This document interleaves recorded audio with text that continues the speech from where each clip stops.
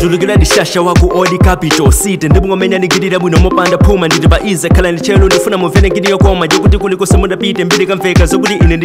ndichiphedi lowashire mukamalimbana ndine zanu izo mulowa nchire ine ndifana waliwiro heavy kuposa 4x4 zomanena kuti joka satha nzabodza izo ine ndi meja joka mfano meta mbali sindi ikampara Uganda nangotsala pang'ono femwiti rore kena kofa nziti dzibanda mafana mbiri ndi mabongwe ndi atz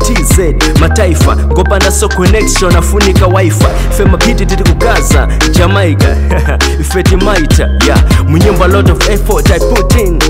koma sindi makonda za nkhondo ndimachita kuzupa kuti one day ngini ndidzaipula music zabweretsa food pa table yeah of course education is the key chifukwa chake ku TTC kuriti matikiti aroko komabe ndimandipikira mbali zonse pena kupeta kuti mwina one day kudzakwanilitsa maroto ndili ndi chiskill chochuluka ngati fumbi ku area 25 mafana muli ndi nsanje mukuchedwa ndi kubangula kumangotoka trash yeah ina major